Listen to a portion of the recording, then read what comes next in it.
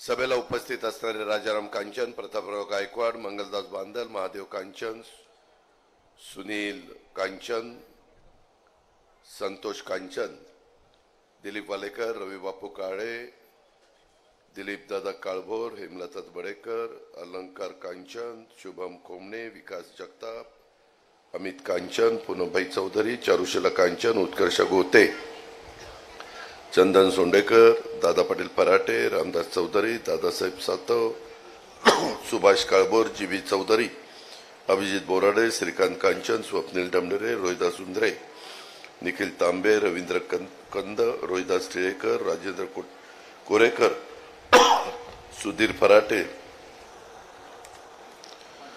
सारिका लोणारे, राजेंद्र गव्हाणे, सुभाष जगताप, अण्णा महाडिक, मिलिंद हरगुडे, नवनाथ काकडे,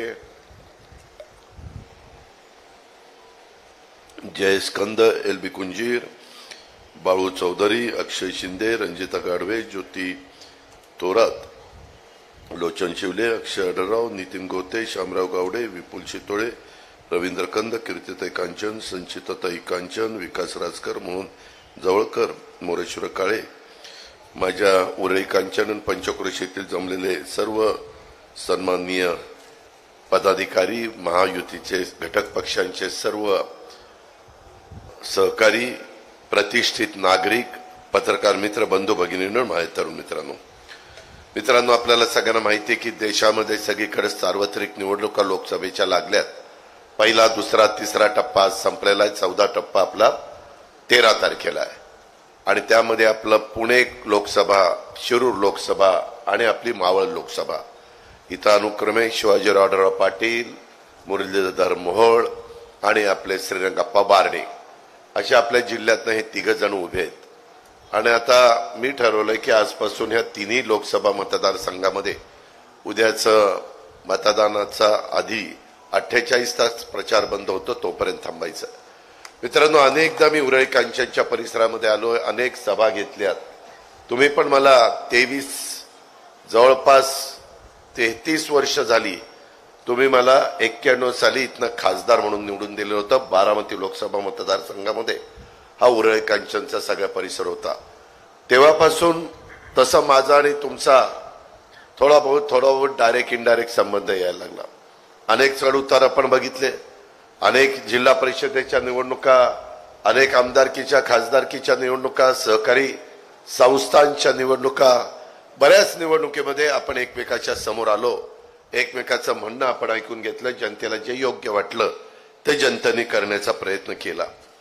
आज इथं येत असताना इथं अनेक मान्यवरांच्या पदस्पर्शाने पुनीत झालेला हा माझा उरळी कांचनचा परिसर आहे. आणि ह्या परिसरामध्ये येत असताना स्वर्गीय मणिभाई देसाई असतील, स्वर्गीय दत्तोबा कांचन साहेब असतील, बाकीचे इतर मान्यवर असतील. मगाशी स्वर्गीय अण्णासाहेब मगर साहेबांचा पण उल्लेख झाला की ज्यांनी या आपल्या परिसरामध्ये सहकारी साखर कारखाना उभा केला, त्याच्याबद्दल काही सुतोवाच माझ्या सहकारी मित्रांनी केलेला आहे. मी त्याच्यावर येणार आहे. मित्रांनो, एकंदरीतच इथं ही सभा कशा करताय की उद्याच्या 5 वर्षाच्या करता देशाची सूत्र कोणाच्या हातामध्ये द्यायची आणि त्याच्याकरता कोणाच्या विचाराचा खासदार हा दिल्लीमध्ये निवडून पाठवायचा आहे. खरं तर मागे 2004, 2009 आणि 2014 आम्ही अनेकदा प्रयत्न केला. त्यावेळेस मी वेगळ्या बाजूला होतो आणि शिवाजीराव आढळराव पाटलांना पराभूत करण्याच्या करता आम्ही प्रयत्न करायचो. परंतु त्यांचा लोकसंपर्क, त्यांचं जनतेशी असणारं जिव्हाळ्याचं नातं, सातत्याने डाऊन टू अर्थ अशा पद्धतीने त्यांची कामाची भूमिका आणि आपण इथले खासदार आहोत, लोकांचे प्रश्न सुटले पाहिजेत, लोकांच्या अडचणी दूर झाल्या पाहिजेत, आपण त्यांना उपलब्ध असलं पाहिजे, अशा प्रकारची भूमिका त्यांनी त्या ठिकाणी मांडली आणि त्याच्यामुळं त्यांनी नेहमीच यश खेचून आणलं. मी विचार करत होतो काय करावं. 2019ची निवडणूक लागली. आम्ही अनेकांचा विचार करत होतो. मंगलदास बांदल पण मला म्हणलं होतं, दादा आपलाही विचार करा. इतरांनी पण अनेकांनी सांगितलेलं होतं. आम्ही त्याच्यामध्ये विलास लांडेचा विचार करू पाहत होतो. प्रदीप कंदला मी सांगितलेलं होतं, पण प्रदीप कंद म्हणलं मला खासदारकीत इंटरेस्ट नाही, मला आमदारकीत इंटरेस्ट आहे. त्याच्यामुळे तिथं ते बारगळलं. अशा अनेक दिलीपरावांना मी विनंती केली, वळसे पाटलांना, दिलीपराव बाद झालं ना आता इथं महाराष्ट्रामध्ये, आता जावा दिल्लीला, तुमची गरज आहे. म्हणले दिल्लीला नाही, दिल्लीला नाही. आणि मग काय करावं असाच मुंबईच्या घरी बसलो होतो आणि आपल्या धनंजय मुंडे यांचा विरोधी पक्षाचा बंगला B3 किंवा B4 हा तिथं होता. आणि मी सहज माझे डॉक्टर अमोल कोल्हेंची म्हणजे ओळख होती. मी त्यांना फोन केला, डॉक्टर तुम्ही ह्यावेळेस खासदारकीला उभं राहता का? ते म्हणले दादा माझा काहीच संबंध नाही, मी शिवसेनेमध्ये, असं कसं तुम्ही काही म्हणता? म्हणलं तुम्ही या, आपण तुम्हाला खासदारकीला शिरूर लोकसभा मतदारसंघात उभं करू. आणि तशा पद्धतीने मी बोलवल्या उद्धवजी ठाकरे साहेबांना ती बातमी कळली. उद्धवजींचे सारखे फोन यायला लागले त्यांच्या फोनवर. मी ते बघितलं, उद्धवजी ठाकरे, त्यांचा फोन घेतला आणि माझ्या खिशात ठेवला. म्हणलं ते गप्पा आता तुम्ही. मस्तपैकी आम्ही आमच्या घरी जेवलो आणि धनंजयला सांगितलं 4 वाजता प्रेस लाव. आणि मी प्रेसला घेऊन गेलो आणि तिथं जाहीर केलं डॉक्टर अमोल कोल्हे हे राष्ट्रवादी काँग्रेस पक्षाचे शिरूर लोकसभा मतदारसंघाचे उमेदवार. त्यांनी सांगितलं का मी फक्त प्रचार करणार, बाकीचं जे काही कार्यकर्ते जे काय असेल ते सगळं तुम्ही बघायचं. हा म्हणलं आम्ही आमचं दिलीपराव सगळे आम्ही बघू, तुम्ही काय काळजी करू नका, तुम्ही फक्त प्रचाराला वेळ द्यायचा, आपण जीवाचं रान करू. आणि त्यावेळेस खरं तर तुम्हाला सगळ्यांना माहिती आहे की आपल्या महिला वर्ग मोठ्या प्रमाणावर मराठी मालिका बघत असतं किंवा हिंदी पण मालिका. म्हणजे एक वेळ नवऱ्याला जेवायला घालायला उशीर करतील पण मालिका सोडणार नाही. थांब रे तू, जरा थांबा ना, रोजच आहे तुमच्या जेवणाचं, जरा बघते ना मी, चालली ना आजची सिरियल, मला बघायला नको का? मग माझं जमलिंग होतं की काल काय झालं आज काय सांगितलं. तर जेव्हा आम्ही पण गप्पा बसतो, बाबा तू बघ नंतर जेवायला घाल, पण घाल जेवायला. मित्रांनो गमतीचा भाग जाऊ द्या, परंतु त्यावेळेस छत्रपती संभाजीराजांची भूमिका फार गाजलेली. आपल्याला आज छत्रपती संभाजी महाराजांचा इतिहास आपल्या समोर आला की एक शौर्य योद्धा कसा असू शकतो, एक राजा, एकही त्या ठिकाणी युद्ध न हरलेला. परवा असंच झालं, तिथं भूमिपूजन करताना त्या युद्धाच्या ऐवजी इलेक्शन म्हणून निवडणूक न हरलेला झालं. ब्रेकिंग न्यूज, अजित पवार युद्ध विसरलेले, निवडणूक डोळ्यासमोर आली. त्याच्यामुळे युद्ध न हरलेला अशा पद्धतीचं हा आपला राजा. आणि माझ्या खूप दिवस मनामध्ये होतं की या राजाचं असं का स्मारक करायचं की आपल्याला पण अभिमान वाटला पाहिजे. त्यांच्या नावाला साजेसं स्मारक वडूला आणि तुळापूरला त्या बाबतीमध्ये करायचं. आणि मी त्याचा बराच प्रयत्न करून आता एकनाथराव शिंदे, देवेंद्रजी, मी आणि आमचे बाकीचे सगळे महायुतीचे सन्माननीय सहकारी यांनी तिथं भूमिपूजन केलं. पण फार सुंदर प्लॅन केलेला आहे. तुम्हाला तो पाहिल्यानंतर तुम्ही पण म्हणाल की खरंच स्मारक केलं तर छत्रपतींच्या नावाला साजेसं संभाजीराजांचं स्मारक झालं. पुढच्याही पिढीला शेकडो वर्ष त्यांचा इतिहास, हजारो वर्ष त्यांचा इतिहास समजला पाहिजे, अशा प्रकारची आम्हा लोकांची भूमिका. हे सगळं करत असताना ती भूमिका गाजली. आपल्या इथं काय होतं, आपल्या इथं लोकांनी एखादा चित्रपट बघितला, एखादी मालिका बघितली तर लोक त्या व्यक्तीला त्या मालिकेतनच बघायला लागतात. मला आठवतंय तिथं रामायण महाभारत आलं आणि त्यावेळेस ती सीता, राम आणि लक्ष्मणाचं ज्यांनी काम केलं, लोक ते जातील तिथं पाया पडायचे. सीताबाई आली, राम आले आणि नंतर ते निवडणुकीला उभं राहिले, तिघही निवडून आले भरपूर मतांनी. म्हणजे एवढे लोक त्याच्यात इन्व्हॉल्व होतात. त्याचा फायदा निश्चितपणे मागच्या वेळी शिवाजीराव आढळरावांचं काम चांगलं असताना पण रावण पण निवडून आला होता. आणि हे कोण सांगतोय, मंगलदास बांधल सांगतोय. म्हणजे लक्षात ठेवलंय बारकाईनं. तर मित्रांनो नाही, पण त्याचा खरंच अभ्यास आहे. तुम्ही मागाशी बघितले वेगवेगळे अभंग, अमुक तमुक, ते आपल्या म्हणजे माझ्या तर डोक्यावरून जातं. मी म्हणतो कुठलं याचा पहिलवान गडीन कसं ह्याच्या डोक्यात एवढं राहतं. हा, गोविंदा विरुद्ध राम नाईक इतके एकतर्फी निवडून येणारी व्यक्ती. तो मतदारसंघ 100% भाजपचा, 100%. काँग्रेसने डोकं चालवलं, कोण इथं करावं, त्यांनी काढलं गोविंदाला. बरं, गोविंदाचा त्यावेळेस चित्रपट हे गाजलेले लोक गोविंदाला बघितल्यानंतर हेच शेकाळायचे, हे शिट्ट्या मारायचे, गोविंदा. आणि गोविंदा पण का त्याच्यात ते पण निवडून आले. आणि मला एकदा आठवतंय अमिताभ बच्चनला बहुगुणाच्या विरोधात उभं केलं होतं. हेमवती नंदन बहुगुण फार मोठी व्यक्ती होती उत्तर प्रदेशची, पण त्यावेळेस काँग्रेसला त्यांचा पराभव करायचा होता आणि त्यांनी अमिताभनी 5 वर्ष पूर्ण केली जाईल, नंतर राजीनामा मध्येच दिला आणि ते निघून गेले. सांगायचं तात्पर्य हे लोक आहे ना, हे सेलिब्रिटी असतात. यांना लोकांच्या बाकीच्या प्रश्नाशी फार घेणं देणं पडलेलं नसतं. मला नंतर निवडून आणल्यानंतर आम्ही सगळ्यांनी आणलं निवडून, तुम्ही मतदान केलं, तुम्ही आशीर्वाद दिले, शेवटी सर्वस्व तुमच्या हातात आहे, तुम्ही मतदार राजा आहात. पण हे सगळं होत असताना तिथं काय झालं ते मला 1 वर्ष 2 वर्षांनी म्हणाले, दादा हे आपल्याला नको बाबा. माझा पण फार व्यावसायिक परिणाम व्हायला लागला. मी कलावंत आहे, मी अभिनेता आहे, मला वेगवेगळ्या मालिका करायच्या असतात, मला त्याच्या संदर्भामध्ये शूटिंग असतं, त्या शूटिंगला मला वेळ मिळत नाही, त्याच्यामुळं मी लोकांना वेळ देऊ शकत नाही. माझे चित्रपट असतात. अहो त्यांनी तर एका चित्रपटामध्ये नथुराम गोडसेची भूमिका केली, म्हणजे एवढा कहर की एकदम छत्रपती संभाजी महाराज, छत्रपती शिवाजीराजे आणि एकदम नथुराम गोडसे. मी त्यांना म्हणलं हे असं कसं? ते म्हणले आपण कलाकार आहे, त्याच्यामुळे काय जे भूमिका सांगतील आणि जे आपल्याला मानधन देतील ते काम आपण करणार. अरे पण म्हणलं जरा तरी जसं काही अभिनेते खराब ऍडव्हर्टाईज करायला तयार होत नाही. समजा काही जे एखादं तरुण तरुणींना व्यसन लागणारी गोष्ट असेल तर ते नाही तयार होत. ते म्हणता येते नाही, माझ्या बुद्धीला पटत नाही, मी जरी पैसे मला मिळणार असतील तर ती जाहिरात मी करणार नाही. मी काहीतरी माझ्या समाजाचं जनतेशी बांधिलकी आहे त्याच्यामुळे मी ते करणार नाही. असे पण उदाहरण आहेत. आणि काही काही पैसे करता कुणाच्या जाऊन लग्नात नसतील, कुणाला वाढायला बसतील, काही करतील, फक्त त्यांना पैसा पाहिजे असतो. आणि ते तेवढा पैसा मिळाला की कुणाच्याही वरातीत नाचत बसतात, काही म्हणजे ते जे सांगितलं ते करत असतात. नाहीतर म्हणतील अजित पवारांनी कलाकारांचा अपमान केला. तसं नाही, कलाकार तर दिग्गज आहेत, त्यांच्याबद्दल आम्हाला आदरच आहे. सांगायचं तात्पर्य त्यांना मी नंतर एवढं समजावून सांगितलं, डॉक्टर कोल्हे थांबा, असं करू नका, तुम्ही राजीनामा देऊ नका, फार माझी अडचण होईल.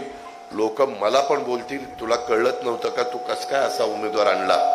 आणि त्याच्यातून आम्ही कसं बस सांगून साहेब सांगायचे, साहेब म्हणायचे तू त्या ठिकाणी शोधून काढलं ना, तू तिकीट द्यायला लावलं ना, तू सांग आता त्यांना.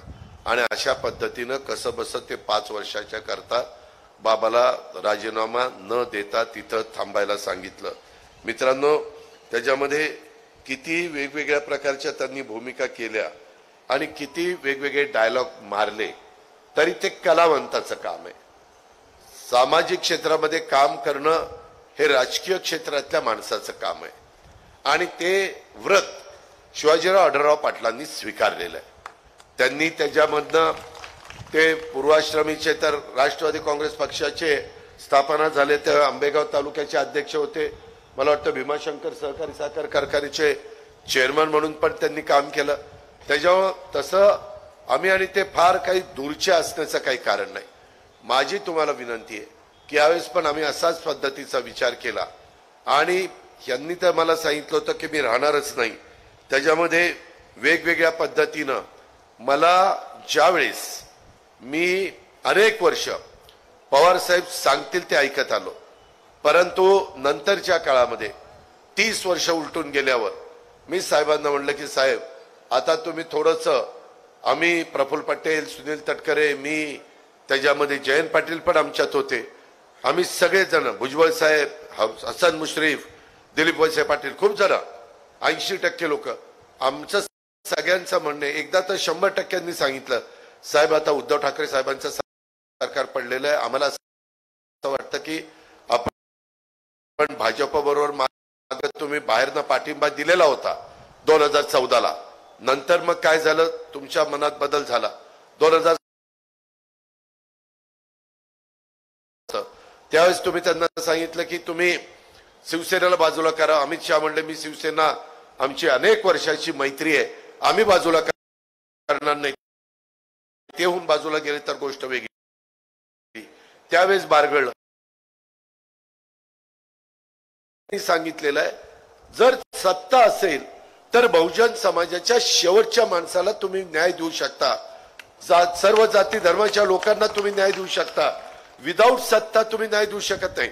तुम्ही मोर्चे काढू शकाल, तुम्ही आंदोलन करू शकाल, तुम्ही उपोषण करू शकाल, तुम्ही त्या ठिकाणी वेगवेगळ्या प्रकारच्या रॅली घेऊ शकाल, पण त्याच्यातून तुम्हाला प्रश्न सोडवता येणार नाही.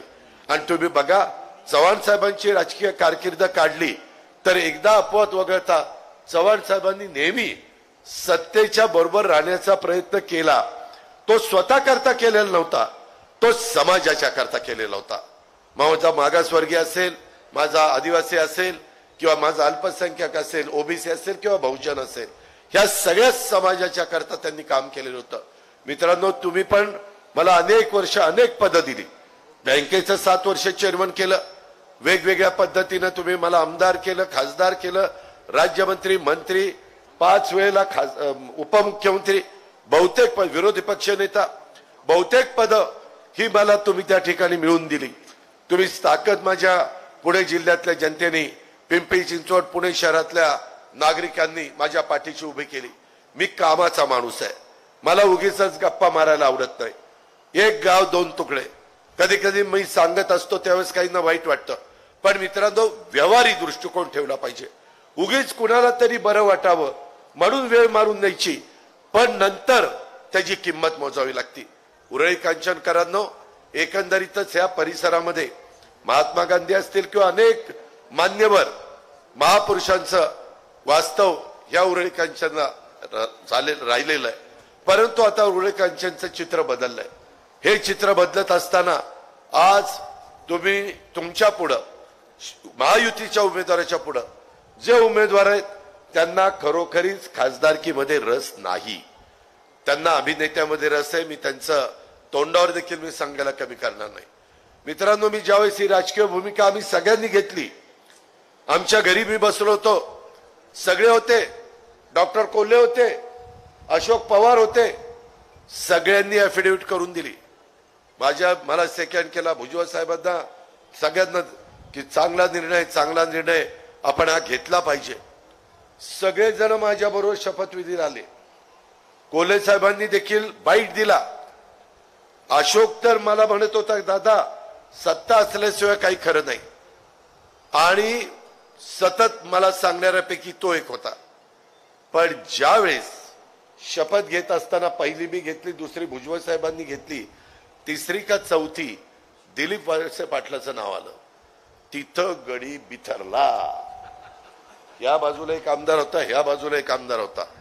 तो म्हणला, ही शपथ दादांनी घ्यायला परवानगी द्यायला नको होती, मी आता दादांना सोडणार, मी तिथनं आता निघून जाणार, मला ह्यांना घेतलेलं अजिबात आवडलेलं नाही.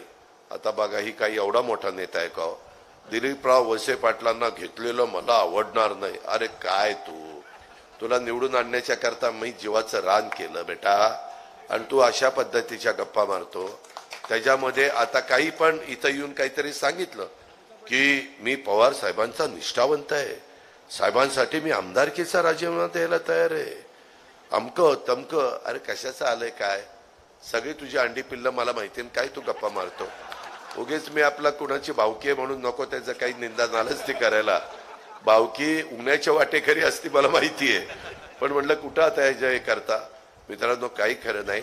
मागच्या वेळेस पण वेगळे काही प्रसंग उद्भवलेले होते, आणि एकंदरीत आज साखर कारखान्याच्या एक तर स्वतःला नीट कारखाना चालवता येत नाही, नाचता येईना अंगणवाकडं.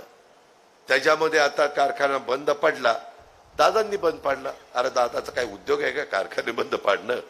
उलट माझ्यासारख्यांनी अनेक कारखाने, राहुल कुल्ला विचारा, त्यांचाही कारखाना अडचणीत होता. आम्ही सगळेजण बसलो आणि त्याच्यातनं एक त्यांनी उद्योगपती परराज्यातनं आणला, मिराणी का काहीतरी त्याचं नाव आहे, निराणी, आणि त्याला ते आता टायप केलेलं आहे. त्या देवेंद्रजी होते, मी होतो, राहुल होते, आणि ते सगळेजण होते. आज तो कारखाना चाललाय की नाही? आता मी तर तसा भाग घेतलेला नसताना थेऊर कारखाना बंद पडला. तो कशामुळे बंद पडला, काय पडला, तो मला माहितीये. त्याच्यानंतर अनेक निवडणुका इथं यायचं, मला निवडून द्या, मी थेऊर सहकारी साखर कारखाना चालू करून दाखवेन. असं कितीतरी निवडणुकीत कितीतरी लोकांनी सांगितलं, पण कुणाच्या वडिलांना देखील तो कारखाना चालवता आला नाही. मित्रांनो, ही आपली एकंदरीत परिस्थिती. परंतु मधल्या काळामध्ये सुभाष जगताप, आमचे मोरेश्वर काळे आणि नवनिर्वाचित संचालक बोर्ड आलं, बाकीचे पण सहकारी होते. मला केव्हाही कुठल्याही शेतकऱ्याच्या एखाद्या कामाला, एखाद्या संस्थेला मदत करणं हा माझा मनुष्य स्वभाव आहे. मी लगेच 2-4 फोन लावले. साखर आयुक्ताला लावला, साखर VSIला लावला, MSC बँकेच्या चेअरमनला लावला. फाट फोन लावून की आता जरी आचारसंहिता असली तरी तुम्ही तुमचं ती पाहणी करा. आम्ही ह्याच्यातनं मोकळं झालो की आम्हाला सगळ्यांना त्याच्यात लक्ष घालायचं आहे.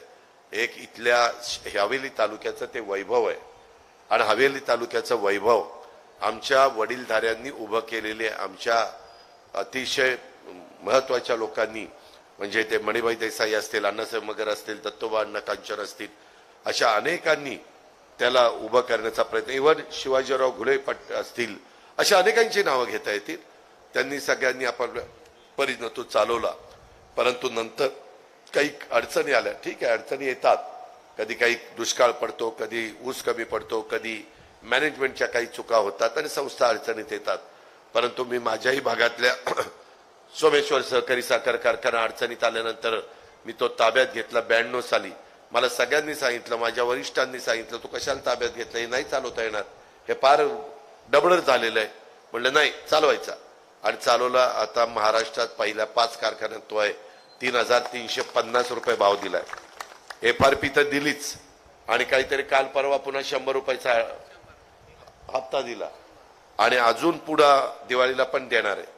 कारखाना चालवायचा तर एकदम खणखणीत नाणं चाललं पाहिजे. आता ह्याही बाबतीमध्ये सुदैवानी मी अर्थमंत्री आहे. एकनाथराव शिंदे आणि देवेंद्र फडणवीस हे आमच्या महायुतीतले घटक आहेत, प्रमुख आहेत.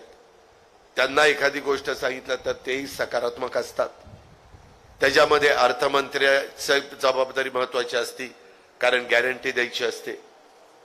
सहकार खातं आपल्याकडेच आहे, दिलीप वळसे पाटलांच्याकडे, म्हणजे राष्ट्रवादीकडेच आहे. मी दिलीपरावांना किंवा मी पण सहकार अनेक वर्ष संस्था चालवलेल्या आहेत. ह्या सगळ्यांना घेऊन आणि NCDC ते आहे अमित शहा त्याचे प्रमुख, त्यांच्याकडे सहकार खातं आहे. NCDC तो त्या विभाग त्यांच्याकडे. मी त्यांनाही सांगू शकतो, तुम्ही बघितलंय आता आम्ही ही भूमिका घेतल्यावर आमची पण मोठ्या मोठ्या लोकांच्या ओळखी झाल्यात, मोदी साहेबांच्या झाल्यात, गप्पा मारत बसलो होतो की नाही परवा, अमित भाईंच्या झाल्यात, अडाणीच्या झाल्यात, अंबानीच्या झाल्यात. मित्रांनो, आपण जर त्या क्षेत्रामध्ये उतरलो तर आपोआप ओळखी होतात. संबंध कसे डेव्हलप करायचे ते आपल्या हातामध्ये असतं. आणि त्या प्रकारे तुम्ही अनेक वर्ष मला साथ दिलेली असल्यामुळं आणि त्या पद्धतीनं मी पुढे जातोय आणि ह्यामुळं ह्या सगळ्या ओळखी आहेत. ह्या सगळ्याचा फायदा आपल्याला आपला थेऊर कारखाना सुरू करण्याच्या करता होऊ शकतो. फक्त संचालक बोर्डाने स्वतःचे डबे येऊन तिथं खायचे. बरोबर आहे, त्याला इलाज नाही. तुम्ही उभा राहिला, निवडून आला ना, स्वतःचे डबे आणायचे, तिथं खायचे आणि तिथं आम्ही सांगू तशी कामं करायची. हे टेंडर यालाच दिलं पाहिजे, हे नाकारलं पाहिजे, कुणाचं ऐकणार नाही. त्याच्यामध्ये जो लोएस्ट आणि चांगला कंपनी असेल, चांगले, त्याच पद्धतीनं ते होईल. ह्याच्यातल्या बहुतेकांनी माझ्याबरोबर काम केलेलं आहे, त्याच्यावर मला त्यांना बरोबर घेऊन जाणं काही अवघड नाही. आणि मी तुम्हाला सांगतो, ह्याच्यातून तुम्हालाही विश्वासामध्ये घेऊन त्या संदर्भात एक करावं लागेल. ऊसाचं क्षेत्र पण वाढलं पाहिजे, परंतु आपला शेतकरी बहादर आहे. उद्याच्याला त्याला एकदा भाव मिळायला लागला आणि त्याचा ऊस वेळेत जायला लागला आणि त्याला समाधान मिळालं तर तो ऊस लावायला मागं पुढं बघत नाही. हा माझ्या शेतकऱ्याचा, हा माझ्या बळीराजाचा मला आजपर्यंतचा अनुभव आहे. त्यामुळे तुम्ही त्याबद्दल काही काळजी करू नका. आपण त्याच्यामध्ये व्यवस्थितपणे पुढे जाऊ, ही पण खात्री मी आपल्याला सगळ्यांना देऊ इच्छितो. मित्रांनो, दुसरं, इथं मला एकाने सांगितलं की दादा, आता दिलीपराव काळभोर इथं बसलेत, मार्केट कमिटीचे बाकीचे पण माझे सहकारी इथं आहेत. वेगवेगळ्या भागामध्ये उपबाजार सुरू करणं गरजेचं आहे। आता मोशीला आपण केला, इकडं हडपसरच्या ठिकाणी केला, काहींचं म्हणणं पेरणं आपल्या सरकारी गायरानाच्या जमिनी ह्या कामाला देता येतात। दिलीपराव, तुम्ही 2-4 दिवस बसा, माझं हे तारीख म्हणजे 13 तारीख होईपर्यंत, माझ्या मते 13 तारखेच्या नंतर थोडंसं पश्चिम महाराष्ट्रातली आचारसंहिता शिथिल करण्याची शक्यता नाकारता येत नाही। कारण 20 तारखेला तर महाराष्ट्रातल्या सगळे मतदान संपतंय आणि नंतर फक्त 2 टप्प्यामध्ये 6वा आणि 7वा टप्पा देशामध्ये आचारसंहिता का असते की आम्ही आमच्या पदाचा गैरवापर करून लोकांना प्रलोभन दाखवू नये, लोकांची मतं घेऊ नये म्हणून। तर दिलीपराव, त्यामध्ये काय करायचं, कसं करायचं तुम्ही सगळेजण ठरवा आणि त्या प्रकारे करू। मित्रांनो, आज आपण 7 तारखेला आहे, उद्या 8 तारीख 8 मेला आपले उमेदवार शिवाजीराव आढळराव पाटलांचा वाढदिवस आहे आणि प्रदीपदादा कंद यांचाही वाढदिवस आहे।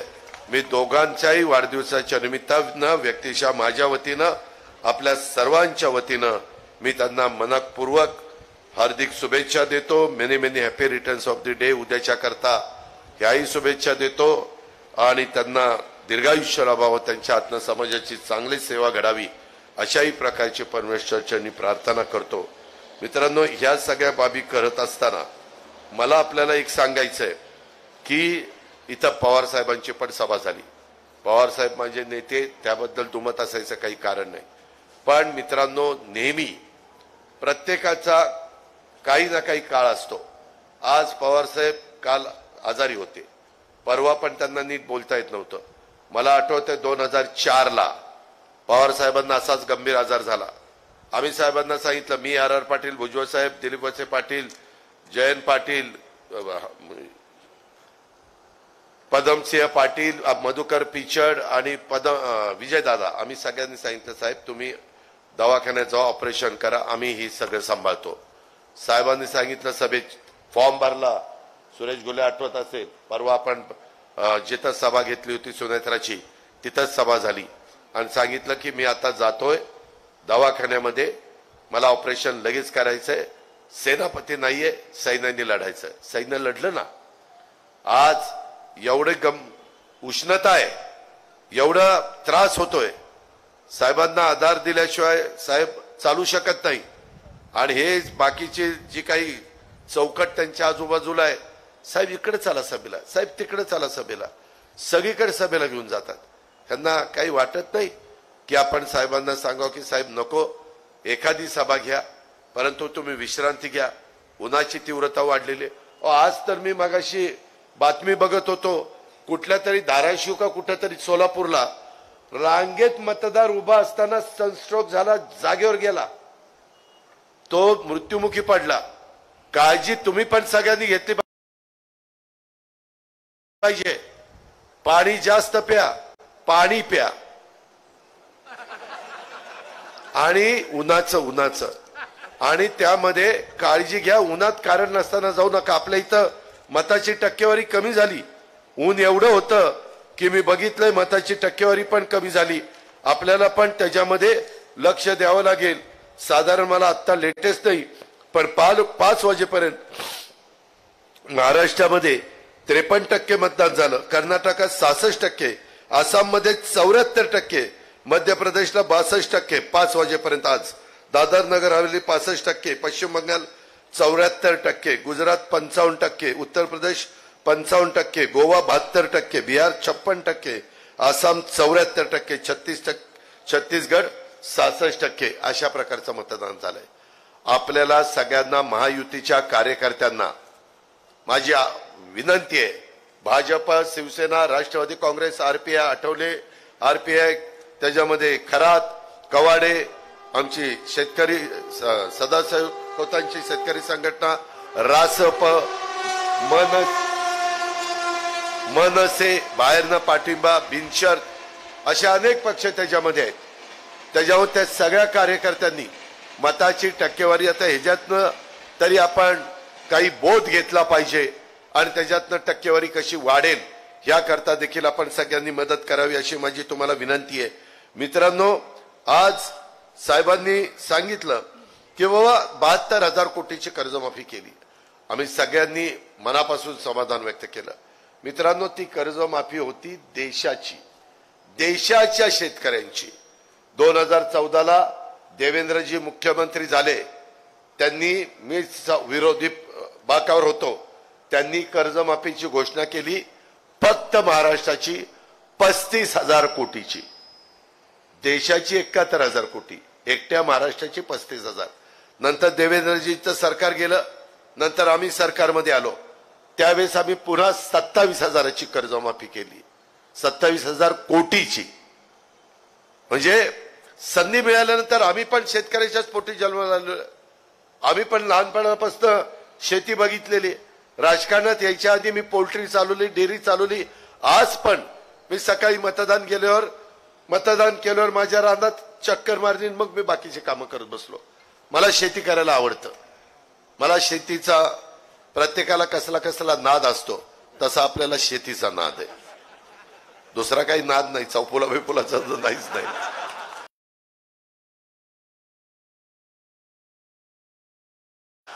तशा पद्धतीनं मित्रांनो मला ती आवड आहे. आणि त्याच्यामुळं शेतकरी, आता मध्ये देखील मी मोदी साहेबांना सांगितलं की मोदी साहेब, आज आमच्या महाराष्ट्रातला कांदा उत्पादक शेतकरी अतिशय नाराज आहे. ते म्हणाले की ठीक आहे, मी बघतो.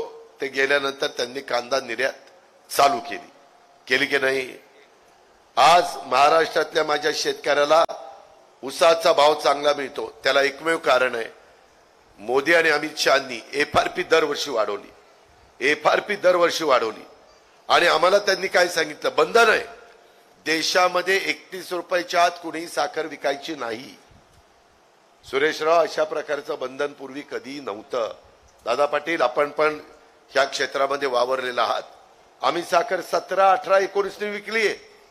व्यापारी यायचे 19 का तर भाव पडलेले असायचे. आता व्यापाऱ्यांना पण बंधन आहे, त्याचा मिनिमम दर 31 रुपये राहील, त्याच्यावरच तुम्ही घ्या. आज साखर चालली 3500, 3600, 3700. त्याच्यामुळे माझ्या शेतकऱ्यांना भाव मिळतो.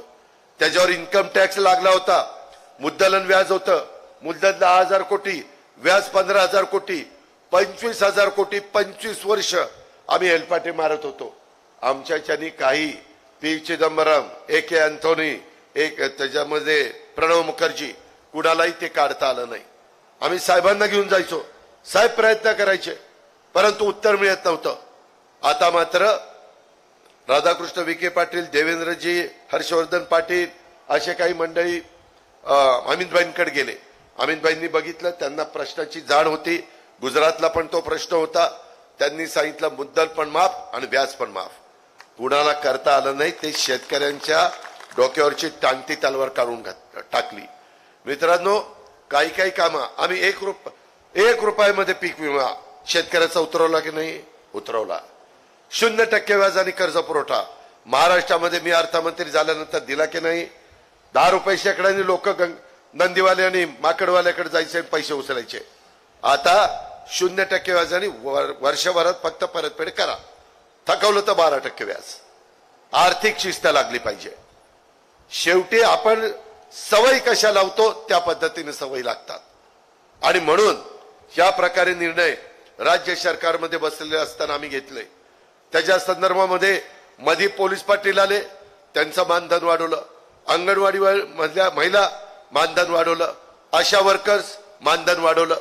आमच्या इथं पूर्वी 600 रुपये संजय गांधी निराधार श्रावण बाळ यांना होते, त्या योजनेमधल्यांना मागे आम्ही 1000 केले, आता 1,500 केले. का तर तो गरीब माणूस आहे, तो जगला पाहिजे. 80 कोटी लोकांना 5 वर्षाच्या करता मोफत अन्नधान्य, घास आहे मोफत. एकही माझा भारतातला माणूस गरीब उपाशी पोटी झोपता कामा नये. अशा प्रकारची भूमिका ही एनडीएच्या सरकारने घेतलेली आहे. त्याकरता त्यांना पाठिंबा द्यायला आमचे शिवाजीराव आढळराव पाटील निघालेले आहेत. मित्रांनो, मी बारामतीमध्ये कालपर्यंत सांगत होतो, तुम्हाला माहिती आहे मी हर्षवर्धन पाटील, राहुल कुल, रमेश थोरात, दत्ता भरणे, विजय शिवतरे एकत्र कशाला आलो? निव्वळ तिथले विकासाचे प्रश्न पाण्याचा प्रश्न सोडवण्याच्या करता ते पाणी पण माझ्या हवेली तालुक्यातनं जातं. आज सगळं वरसगाव पंचायत, खडकवासला, टेमघर सगळं पाणी पुण्याला प्यायला द्यावं लागतंय. द्यायलाच पाहिजे, लोकसंख्या वाढली. पण पाणी कुणाचं कमी झालं? इंदापूर, दौंड, बारामती, पुरंदर, हवेली. काय शेतकऱ्यांनी करावं? पाणी द्यायला नको? मग तुम्ही म्हणा तू काय करणार आहे? आम्ही आता एक कमिटी नेमली होती. मुळशी धरणातलं ते पाणी आहे ते आम्ही टाटाला विनंती करणार, मॅनेजमेंटला सांगणार. ब्रिटिशांच्या काळातलं धरण आहे. आता वीज अनेक पद्धतीने केली जाते. वाऱ्यावर केली जाते वीज, सूर्यावर केली जाते, न्यूक्लिअरवर केली जाते, गॅस मधनं केली जाते, त्याच्यामध्ये अशा थर्मल पॉवर मधनं केली जाते, कोजन बगॅस मधनं केली जाते. आपण त्याच्यातनं वीज तयार करू आणि ते पाणी आता पुण्याला प्यायला द्या. आमचा खडकवासला, वरसगाव, पानशेत हे पाणी आमच्या लोकांना पूर्वीच्या प्रकल्पात आहे तसं द्या. माझा इंदापूर तालुका खुश, दौंड तालुका खुश, हवेली तालुका खुश, बारामती, पुरंदर खुश. शेवटी काय? पण त्याला पैसा लागणार आहे. अजित पवार जरी अर्थमंत्री असला तरी तो पैसा एकटा राज्य सरकारचा पुरू शकत नाही. आम्हाला मुळशीच्या पाण्याची ती व्यवस्था करायची आहे. त्याच्या संदर्भामध्ये पुरंदर उपसा सिंचन योजनेला परवा मी कुंजीरकडे गेलेलो होतो. तिथं यायलाच नको, माझ्या शेतकऱ्याला वीज बिल भरायलाच नको. त्यांनी फक्त पाणीपट्टी भरायची आणि मेंटेनन्स खर्च भरायचा. जैनाला तेच करणार, सिसाला तेच करणार, माझ्या लाकडी लिंबोडीला तेच करणार, पुरंदराला तेच करणार. अर्थसंकल्पात विष्णुपुरी, जे काटापूर ह्या योजना देखील माझ्या शेतकऱ्याला तिथं जिरायत भागात पाणी द्यायचंय. पाणीपट्टी ठीक आहे, परंतु विजेचं बिल जास्त आहे, ते कमी करण्याच्या करता आपण निर्णय घेतो का? हे सर्वसामान्यांचं सरकार आहे, शेतकऱ्यांचं सरकार आहे. ह्या पद्धतीनं आम्ही पुढे त्या ठिकाणी चाललेलो आहे. मित्रांनो, एवढ्यावरच आम्ही थांबवलेलो नाहीये. त्याच्यामध्ये इथं मगाशी मला सांगितलं उरळी कांचन रोजचा वाहतूक कोंडीचा प्रश्न आहे. आपल्याला शिवाजी आढळराव पाटलांना का तिथे दिल्लीत पाठवायचं? राज्याचा पैसा दिलाय एकनाथराव, अजित पवार आणि देवेंद्र फडणवीस. मजबूत आहे, काय काळजी करू नका. परंतु तो राज्याचा आहे, देशाचाही पैसा आला पाहिजे. जसं स्वर्गीय गिरीश बापट साहेबांनी माझ्या नदी सुधार कार्यक्रमाच्या करता काही हजार कोटी रुपये आणले. आमच्या मेट्रोच्या करता त्यांनी 16,000 कोटी रुपये आणले. त्याच्यामध्ये 24/7 पाणी शहरामध्ये सगळं पाणी टाक्या उंच करायच्या होत्या, 2300 कोटी रुपये आणले. टर्मिनल माझा विमानतळाचं चांगलं करायचं होतं, 500 कोटी रुपयाचं टर्मिनल परवा पीएमने ऑनलाईन उद्घाटन केलं. तिथं डिफेन्सची जागा मिळवली. आज रेल्वेचे प्रश्न आहेत. मगाशी मला काहींनी सांगितलं की दादा उरळीकांच्या रेल्वे स्थानकावर गाड्या थांबत नाही. अरे ते थांबण्याच्या करता अंगात पाणी असणारा खासदार पाहिजे ना.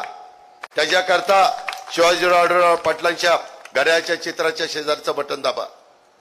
शेजारचं, त्याच्यात पण मी शेजारचं सांगतो. आता तिथं घड्याळ त्याच्या शेजारी, तर ते काही म्हटले शेजारी म्हणजे खालचं वरचं.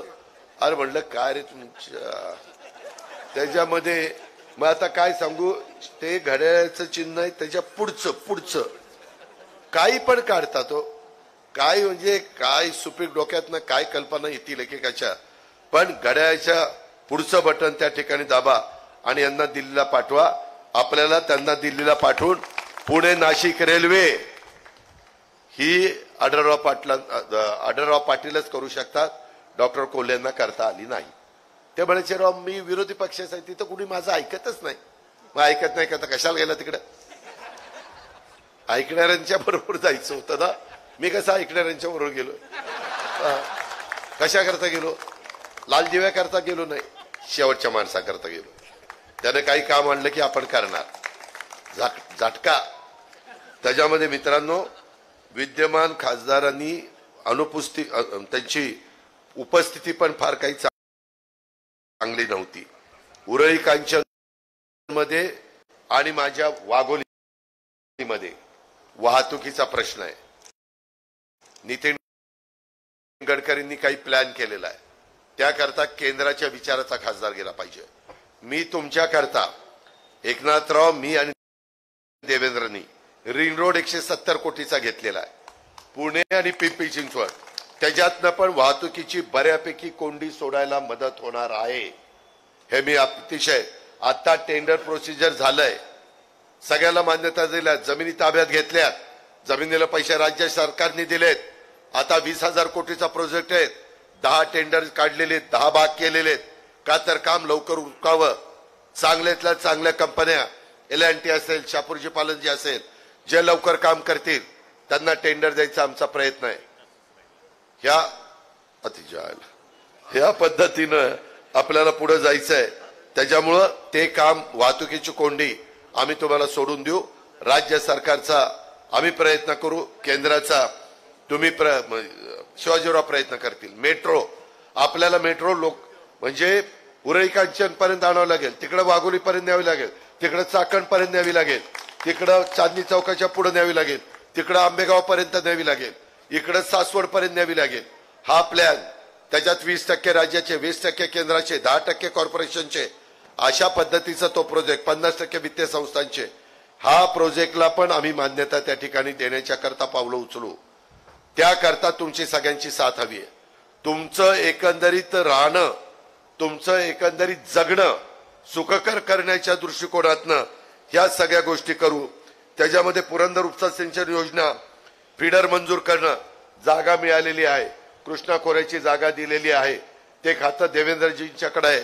आचारसंहिता संपल्यानंतर कुंजीर परवा तुम्हाला सांगितलेलं आहे, मला त्यांनी दाखवली ती जागा ह्याच्याजवळ वळतीच्या जवळ. त्या पद्धतीनं आपण करू. ग्रामीण रुग्णालय मंजूर आहे, जादा निधी लागतोय. निधी देण्याचं तुम्हाला माहिती नसेल, पण तो कोणतरी अजित पवार आहे, त्याच्याकडे अर्थ खातं आहे, त्याला सांगू आपण निधी जास्त दे. जून मध्येच त्याचं अधिवेशन आहे. निधी 17च्या वर काही लागेल तो आपण त्याच्याकडनं मंजूर करून घेऊ. उरळी कांचन पोलीस स्टेशन पुणे शहराला जोडणं हे पण आपल्या देवेंद्रजींच्या हातात आहे, कारण शहर वाढतंय, त्याच्यामुळं त्याच्यात आपण मार्ग काढू. त्याच्यामध्ये कोरेगाव मूळ पुलाचं काम, पुलाचे पण आम्ही वेगवेगळ्या नाबार्ड मधनं पुलं मंजूर करतो. त्याच्यामध्ये राज्य सरकार पुलं मंजूर करतं.